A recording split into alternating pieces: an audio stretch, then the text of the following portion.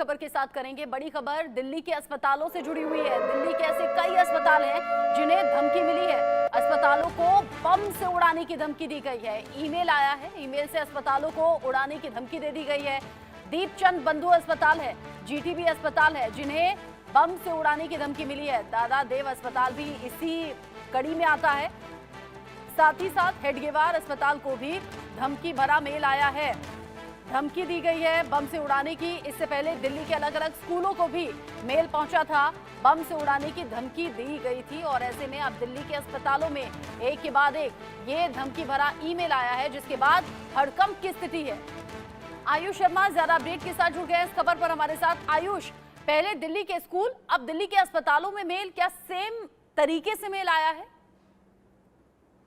जी बिल्कुल, एक ये पैटर्न देखा जा सकता है राजधानी दिल्ली में, जहां पर पहले 150 के करीब स्कूल्स को बम से उड़ाने की धमकी ईमेल के जरिए दी गई थी। उसके बाद रविवार को एक ऐसा हॉक्स मेल आया था दिल्ली एयरपोर्ट पर, जहां पर एयरपोर्ट में बम होने की सूचना थी, जिसके बाद आनन फानन में एक ड्रिल कराई गई ताकि कोई अफरा तफरी ना मचे। पूरे एयरपोर्ट को चेक किया गया, हर एक कोने को चेक किया गया और वहां पर कुछ विस्फोटक सामान ऐसा नहीं मिला। और ये मेल सिर्फ दिल्ली के एयरपोर्ट पर ही नहीं बल्कि 8 अस्पतालों में भी आई थी रविवार के ही दिन। वहां पर भी ड्रिल के माध्यम से ही पूरे अस्पताल को चेक किया गया था। और आज यानी मंगलवार के दिन दिल्ली के 4 बड़े अस्पतालों में, सरकारी अस्पतालों में ये मेल आया है, जिसमें हॉस्पिटल को बम से उड़ाने की धमकी मिली थी। दादा देव अस्पताल पर मैं खुद मौजूद था जब वहां पर ये ड्रिल की जा रही थी।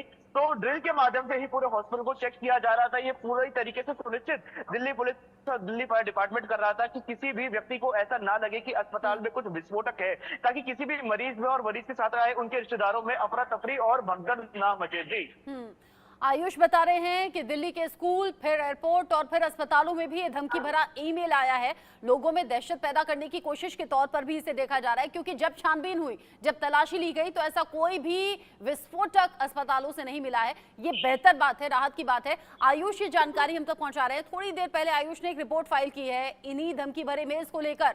रिपोर्ट देखते हैं।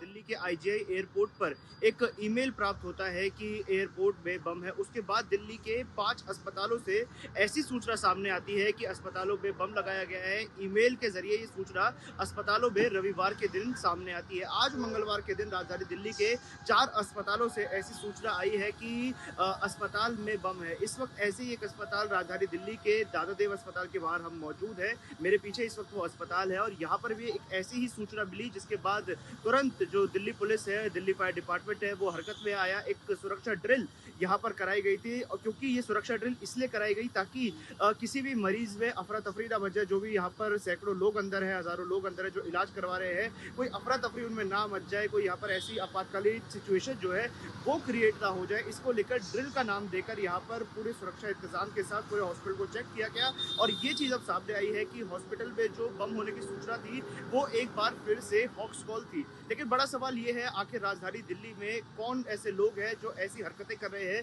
लगातार भीड़ में ऐसी एक असमंजस की स्थिति पैदा हो रही है कि कौन सी कॉल सही है या नहीं, क्योंकि 150 स्कूलों के बाद 8 अस्पतालों में सूचना मिलना, आईजीआई एयरपोर्ट में सूचना मिलना और अब दोबारा से राजधानी दिल्ली के 4 अस्पतालों में बम होने की सूचना मिली है। अब फिलहाल पुलिस ने हर जगह पर ड्रिल के नाम से ही चेकिंग शुरू कर दी है। अस्पताल एक ऐसी जगह होती है जहाँ पे बहुत ऐसे मरीज हैं जो बिस्तर से खड़े नहीं हो पाते। ऐसे में क्योंकि अफरा तफरी ना बचे तो ड्रिल का नाम देते हुए यहाँ पर पूरे अस्पतालों को चेक किया गया। और फिलहाल ये दिल्ली फायर डिपार्टमेंट की तरफ से कहा गया है कि जो ये बम होने की सूचना थी ये एक हॉक्स कॉल थी। ऐसी कोई भी आपत्तिजनक या विस्फोटक चीज अस्पताल के अंदर से बरामद नहीं हुई है। Ayush Sharma, India news, Delhi.